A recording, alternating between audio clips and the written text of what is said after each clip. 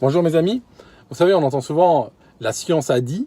Par exemple, on a Greta Thunberg qui arrive à New York et la première chose qu'elle dit aux journalistes, Trump ne veut pas écouter la science. Alors, la science n'est pas une sorte de fontaine située quelque part avec un canal caverneux et on va mettre l'oreille comme ça, on va prêter l'oreille et on va entendre une voix qui nous raconte des vérités premières. La science n'est pas cela.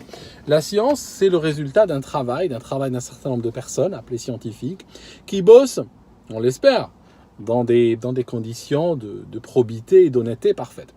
Or, le problème de la science, c'est qu'elle n'est pas meilleure que l'intégrité des scientifiques qui la composent, tout simplement. Aujourd'hui, je ne vais pas stigmatiser cette période. La science a toujours a eu des errements, a été touchée par des dogmes, par des corruptions. Exemple, je ne vais pas vous parler de GIEC qui un jour a été piraté, et puis ça existe toujours en ligne les emails, et on voit qu'ils ont falsifié les résultats, parce qu'ils sont payés pour obtenir un certain nombre de résultats. Donc, ils les obtiennent, c'est tout, ils sont payés pour ça. C'est comme les fabricants de tabac ou autres, qui par exemple vont soudainement sortir des études scientifiques qui disent que le tabac n'est pas aussi dangereux pour la santé qu'on le croit. Ou des fabricants de boissons sucrées, par exemple, qui vont financer des études qui vont soudainement dire que les boissons sucrées n'ont rien à voir avec le diabète ou l'obésité. D'accord ? C'est des études scientifiques. Mais bien sûr, quand on voit le conflit d'intérêts, chaque fois qu'on voit un conflit d'intérêts, chaque fois qu'il y a trop d'argent sur la table, chaque fois qu'il y a de la géopolitique sur la table, il faut s'intéresser à la chose. C'est vrai que si un scientifique nous pend en recherche sur les papillons, il est peu probable qu'il y ait de la corruption derrière. Maintenant, si un scientifique te pend un rapport sur quelque chose qui va exiger que tu sortes des sous de ta poche, à ce moment-là, il faut faire très gaffe. Vous savez, la science, par exemple, il faudrait que je fasse une vidéo sur ça. J'ai lu un livre sur l'homme de Piltdown. Vous savez que pendant 50 ans, la première moitié du siècle dernier, la science a considéré que l'homme de Piltdown, c'est un homme qui a été trouvé, un squelette qui a été trouvé, un crâne plutôt, qui a été trouvé pas loin d'ici, dans une région qui s'appelle Piltdown justement, était le chaînon manquant entre le singe et l'homme dans l'évolution. Et pendant 50 ans, c'était considéré comme une vérité première, comme une vérité scientifique. Et personne ne pouvait remettre cela en question sans voir sa carrière se terminer. Ses financements s'assécher. L'homme de Piltdown, c'est quelque chose de très intéressant. Pourquoi l'homme de Piltdown ? Parce que les scientifiques voulaient y croire, parce qu'il correspondait à une prophétie. La science a aussi ses prophéties de Darwin. Darwin, en mourant, il a dit on trouvera un jour, si l'homme vient du singe, ça signifie qu'on va trouver un jour les restes d'un homme qui est moitié singe, moitié homme, qui correspond à la transition entre les deux. Puisqu'il y avait cette prophétie scientifique, le jour où on a trouvé l'homme de Piltdown, on a sauté dessus. Il y avait aussi une compétition entre l'Angleterre, la place de Londres et la place de Paris, sur qui ramènera les meilleures découvertes scientifiques. Donc c'est vrai que quand l'homme de Piltdown a été trouvé en Angleterre, c'est vrai que les Anglais, c'était quelque chose qui a caressé leur ego, on va dire, dans le bon sens. Résultat, c'est que pendant 50 ans, ça a été considéré comme le chaînon manquant entre le singe et l'homme. D'accord ? Jusque dans les années 50, on a découvert que c'était une fabrication totale. Les os et tout ça ont été assemblés, ont été falsifiés par les gens qui ont prétendument fait la découverte. D'accord ? Voilà, c'est tout. Moi, quand j'étais petit, juste pour vous dire, c'est pas peut-être directement scientifique, entre guillemets, mais quand j'étais petit, à l'école, on s'occupait bien de nous et tout ça, et on nous mettait, moi-même on m'a mis, du DDT sur la tête. C'est une poudre verte. Aujourd'hui, c'est interdit partout dans le monde, ce n'est plus produit. C'est extrêmement dangereux, c'est une poudre au chlore qu'on nous mettait sur la tête pour éviter qu'on contamine les uns les autres. Voilà, ça tombait sur nos visages, on l'a respiré, ça tombait sur nos habits et tout ça. Du DDT. C'est considéré comme une bonne chose. Je rentrais à la maison, on avait des rideaux faits d'amiante, de fibres d'amiante. Il y avait une couturière qui travaillait, qui coupait l'amiante à la machine et tout ça. Son atelier était plein d'amiante et les gens allaient commander leurs rideaux. Et on disait, l'avantage de ces rideaux, c'est extraordinaire parce que quand j'étais petit, quand j'étais gamin, j'avais un côté pyromane. Et donc, comme beaucoup d'enfants d'ailleurs, j'aimais bien jouer avec les allumettes et tout ça. Et donc, mes parents leur ont dit, écoutez, achetez des rideaux en amiante, ça ne brûle pas. Et c'est vrai, c'est bien. Ça, cette qualité-là. Donc, et c'est parti à la mode. Il y avait une époque où tout le monde voulait ces rideaux en amiante, qui ne brûlent pas. C'est pas. Voilà. Aujourd'hui, l'atelier de cette dame il faudrait payer une fortune pour le désamianter et des gens viendraient équipés de tenues spatiales, littéralement, pour entrer là-dedans. On avait des thermomètres avec du mercure à l'intérieur. Il n'y en a plus, ça. Hein. Tu peux même plus le trouver. Même sur eBay, tu ne le trouves pas. Je me rappelle, on avait même une petite bouteille comme ça, de mercure, hein, petite comme ça, mais qui pesait déjà très très lourd. Et plusieurs fois, je l'ai fait tomber, elle avait partout dans la maison, et j'allais les récupérer ça à la main comme ça, et je formais des flaques. Ça, c'est ceux de moins de 20 ans ne peuvent pas connaître. Je prenais ce métal liquide, et puis je l'assemblais finalement en une grande flaque, je mettais un papier dessous, et doucement comme ça, il tombait par grosses gouttes brillantes, comme ça, c'est comme de l'argent liquide, tombait dans sa bouteille. D'accord ? C'est ça, c'est ce qu'on considère comme valable. Chaque époque a une parole, et cette parole est considérée comme valable, mais il faut faire preuve d'ouverture quand même, il ne faut pas se borner. Hein, il ne faut pas partir dans des délires complets, parce que ce que nous croyons aujourd'hui comme vérité première sera considéré par les prochaines générations comme quelque chose, comme du foutage de gueule, pour être gentil. D'accord ? Je vous montre un truc. Vous savez, il y a des forêts qui brûlent en Amazonie. Ça a fait c'est monté. Hein, il y a eu une tension entre la France et le Brésil sur cela. Il y a même des gens, et ça a commencé par Macron, qui a dit oui, il faudrait réfléchir à un statut international à la forêt amazonienne. Et puis, des environnementalistes lui emboîtent le pas et ils commencent à renchérir, oui, ça appartient à toute l'humanité et tout ça. Et ça, c'est extrêmement dangereux, parce que là, on a un discours littéralement néocolonial, néo-impérialiste, qui va s'attaquer à un certain nombre de pays sur la base que, tu sais quoi, finalement, cette steppe ou cet arbre ou ça, ou ce lac, finalement, ça appartient à toute l'humanité. Donc, l'humanité, c'est qui ? C'est nous, c'est clair.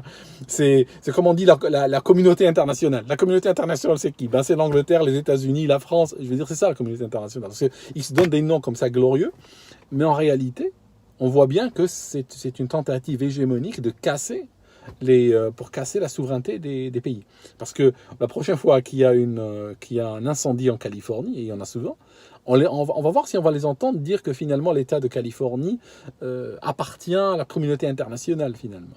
D'accord ? Donc ça, c'est des paroles extrêmement graves. Parce qu'aujourd'hui, on cherche à créer des droits d'ingérence. Donc là, chacun veut son droit d'ingérence. Hein. On a le droit d'ingérence humanitaire, par exemple. Après, on peut avoir le droit d'ingérence ou finalement par rapport à certaines crises, les nations ou les lois des nations, les constitutions et tout doivent tomber, la souveraineté doit tomber. Comme par exemple la crise des migrants. Il y a la crise des migrants, c'est bon. Fais ce que tu veux à l'aéroport contre les gens, emmerde-les, fais-les attendre pendant des heures, fouille les bagages, regarde leurs billets d'avion, leur argent, qu'est-ce qu'ils viennent faire ici, demande-leur un visa, fais ce que tu veux. N'empêche qu'on va en pleine mer, on ramasse des gens, inconnus, des gens, c'est des migrants, enfin ils ne viennent pas de Migranie. Je veux dire, un Allemand, il vient d'Allemagne, donc ces gens-là, il n'y a pas un pays qui s'appelle la Migranie, puis ils viennent d'eux. Non, c'est pas possible. C'est des gens qui viennent d'un certain nombre de pays, c'est des ressortissants de pays. Et ces pays-là, en général, c'est pas des pays qui sont sur notre planète, ils sont sur Terre. Hein. Et ils ont des aéroports dans leur pays, ils ont des ambassades, ils ont des administrations. S'ils veulent venir en France ou Navarre, ils peuvent tout à fait aller demander un passeport à leurs autorités, montrer patte blanche, demander un visa, économiser pour un billet d'avion et venir à l'aéroport. Non, ce sont des gens qui viennent par des passeurs et c'est un devoir humanitaire qui transgresse toutes les lois existantes. Ils doivent avoir une liberté de circulation que même un national de l'Union européenne n'a pas. Parce que prends le Thalys, c'est le Thalys ? Non, c'est pas le Thalys. Comment il s'appelle ce TGV qui va, enfin, ça fiche. Comment il s'appelle ce TGV qui va, je sais pas, entre la France et Genève ou la France ou Cologne ou autre. Prends-le sans pièce d'identité, tu vas voir ce qui t'arrive. Tu ne peux pas voyager sans pièce d'identité dans ce monde. On est dans le monde post-11 septembre, mes amis. D'accord ? Et il y a Jésus-Christ, puis il y a le 11 septembre. Là, on a des gens qui débarquent, qui n'ont même pas un papier sur eux. Okay ? Donc, on voit bien qu'il y a quelque chose de supranational là-dedans. Pareil, pour toutes ces histoires de carbone, de changement climatique, réchauffement climatique, machin. Pareil, on transgresse la souveraineté des nations. Alors, un truc dont je voulais vous parler réellement par rapport à ces incendies, c'est un rapport qui date de 2007, qui est émis par des climato-croyants, par des écologistes climato-croyants, ayant pignon sur rue. C'est l'association britannique pour des conservateurs de la nature, d'accord, un vaste programme. Et puis il parle du désastre des biocarburants. Parce que j'arrive justement à cette histoire de climat, n'est-ce pas? Il faut savoir que les Occidentaux, et là on peut presque parler de privilèges de l'homme blanc, sont là, et après avoir réglé beaucoup de leurs problèmes, quoique maintenant il y a les égouts qui commencent quand même à les atteindre jusqu'aux chevilles, on va dire, si ce n'est pas plus haut, qui commencent à se dire, ouais mais le monde va se terminer, tu vois, le mec, il a tout réglé les problèmes dans sa vie, et il commence à réfléchir à la planète Terre. On décidé d'imposer par la loi un certain nombre un pourcentage de biocarburants dans les carburants vendus. Tu vas aux États-Unis par exemple, tu prends la pompe, là, et tu vas voir que c'est écrit 10% de biocarburants sont là-dedans. On le trouve dans le diesel, biodiesel, ou on le trouve dans l'essence sans plan, qui est mélangé à des proportions grandissantes de ce qu'ils appellent biocarburant. Alors c'est quoi le biocarburant? Le biocarburant, c'est une véritable abomination. Pourquoi? Parce que, et c'est pas moi qui le dis, c'est des écolos et ça date de 2007. Ça signifie le désastre, et le voyez. Et ils parlent même des feux au Brésil dans ce rapport. Je vais vous le donner dans le descriptif de la vidéo. Qu'est-ce qu'ils disent? Ils disent qu'aujourd'hui, dans un monde où il y a beaucoup de gens qui souffrent de faim, ou beaucoup de gens qui vivent, on va dire, au seuil de l'indépendance alimentaire, hein, ils sont vraiment en marge, on va les mettre en compétition avec des véhicules. Parce que pour produire des biocarburants, il faut faire quoi? Pour produire des biocarburants, eh bien, ce qu'il faut faire, il faut aller vers des terres agricoles et planter dessus des plantes qu'on va après distiller pour fabriquer des alcools qui vont être mélangés qu'on appelle des biocarburants. Donc, ces terres-là vont rentrer directement en compétition avec une autre activité qui est une activité agricole pour nourrir les gens. D'accord? Donc, qu'est-ce qu'il dit le rapport? Il parle déjà à cette époque de défrichage massif de forêt, qui se fait en particulier par le feu. D'accord? Donc, on fait quoi? Pour que quelqu'un en Californie, et ça c'est vraiment le privilège de l'homme blanc, pour que quelqu'un en Californie puisse sur son rapport cocher une case et dire qu'il a atteint ses objectifs carboniques pour l'année, que la loi oblige à atteindre, eh ben, qu'est-ce qu'on fait? On va utiliser ce qu'on appelle des carburants verts, comme en Asie ils les appellent, ou bien des biocarburants, d'accord, qui vont causer des désastres écologiques ailleurs dans le monde. D'accord? On va causer, alors, désastres écologiques, hein, c'est très simple à comprendre, parce qu'il faut savoir une chose, que vous ne vous laissez pas berner. Quand on brûle un hydrocarbure, quand on brûle de l'essence de voiture par exemple, hein, tu prends de l'essence de voiture, tu jettes une allumette dedans. Je ne te conseille pas de le faire, mais ça brûle en donnant quoi, majoritairement? De l'eau, vapeur d'eau, et du CO2, dioxyde de carbone. Quand tu brûles du biocarburant, il donne quoi? Eh ben, du CO2, du dioxyde de carbone. D'accord? Mais ils ont jugé que ça donnait à peine un peu moins de dioxyde de carbone. De sorte que si on le mélangeait en petite quantité, je parle de 5 à 10%, en petite quantité dans le carburant, on va, sur l'échelle de la vie d'une voiture, on va économiser un tout petit peu d'émissions de carbone. En échange, on brûle des forêts entières. On les brûle en masse. Ça signifie que, ils le disent dans le rapport, que le peu qu'on économise ici en carbone, parce qu'ils y croient, c'est des climato-croyants, pas comme moi. Donc, ils disent que tout ce qu'on économise comme carbone là, en Occident, on va en dépenser des milliers de fois plus dans les pays où encore c'est désastre. Donc, on brûle les forêts par des incendies, numéro 1. Deuxièmement, on va faire de la végétation qui va être spéciale pour les biocarburants. Les gens qui vivent là-bas, ben, ils sont obligés d'importer leur nourriture d'une plus grande distance, la faire venir d'ailleurs. Voilà. Résultat, c'est que ça crée plus... non seulement ils perdent leur souveraineté alimentaire, mais en même temps, ils sont obligés d'importer de la nourriture d'ailleurs. Sur Terre, aujourd'hui, il y a un problème, c'est que le nombre de... Attendez, j'ouvre un peu parce qu'il fait super chaud ici. Le nombre de... Comment dirais-je? De surface de terres qui sont, on va dire, qui peuvent être utilisées pour l'agriculture, sont en quantité limitée. D'accord? La planète n'est pas en train de grandir. Sont en quantité limitée. Mais alors, elle souffre de quoi? Elle souffre de spéculation, hein, D'accord ? Il y a des pays, comme par exemple, je vous donne en Algérie, à Mostaganem, ils ont construit une cité entière sur des terres agricoles. Alors qu'en Algérie, la terre agricole, c'est quelque chose d'absolument sacré. D'accord ? Tellement sacré qu'avant que la France n'arrive en Algérie, les terres ne se vendaient pas. On ne pouvait pas acheter une terre. Les terres appartenaient à des tribus et elles étaient données à des membres de tribus quand ils atteignaient l'âge de majorité. Ils les mariaient, leur donnaient un morceau de terre, ils vivaient sur cette terre, ils produisaient. La terre était considérée comme quelque chose qui ne s'achète pas, qui ne se vend pas. D'accord ? Aujourd'hui, on a des promoteurs immobiliers partout dans le monde, pas qu'en Algérie, qui vont aller sur des terres agricoles, construire dessus. D'accord ? Premièrement. Deuxièmement, on a des terres qui sont détruites par des... comme par exemple en Afrique du Sud, ou ailleurs, où on va par exemple chasser les fermiers, d'accord ?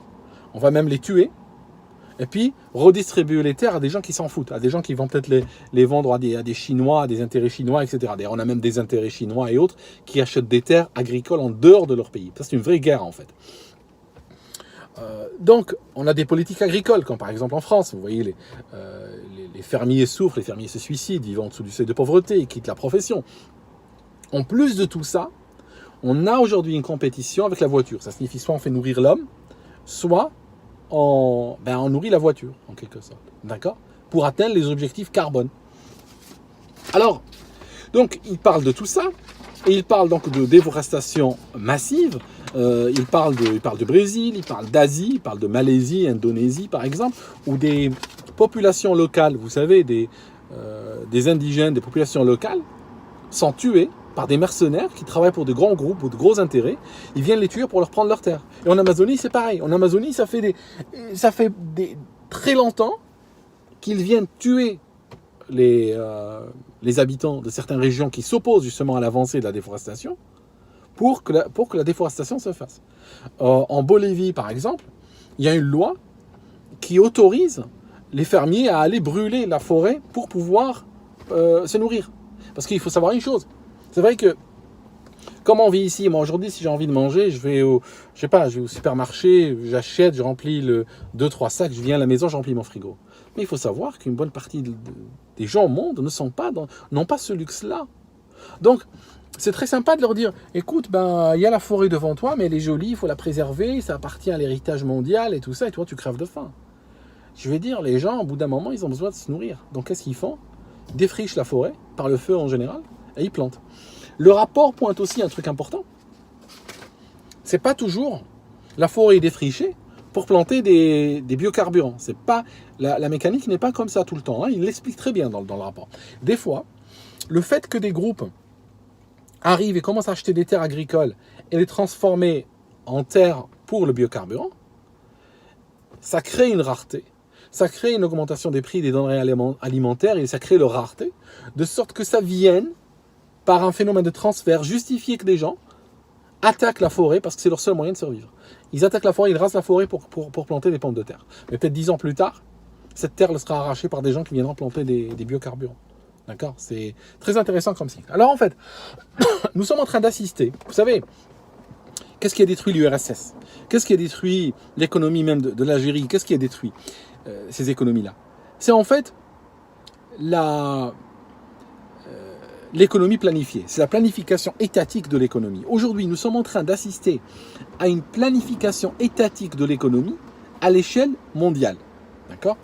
Donc, ça donne quoi ? Ça donne en pratique que des fonctionnaires vont décider à la place, donc vont complètement fausser les mécanismes de libre-échange, les mécanismes du marché vont être faussés par des lois qui viennent faire le jeu d'un certain nombre de mafias. Parce que ça marche toujours comme ça.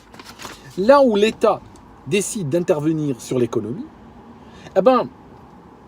il y a des systèmes mafieux qui vont venir se planter sur cette économie dirigée. Ils vont payer en espèces sonnantes et trébuchantes des politiciens pour qu'ils fassent des lois qui vont finalement les arranger. Parce que la réalité de ce biocarburant et tout ça, ce foutage de gueule, la réalité c'est quoi ? La réalité c'est tout simplement, quand vous regardez l'histoire, directive européenne, je vous donne un exemple, directive européenne sur les biocarburants.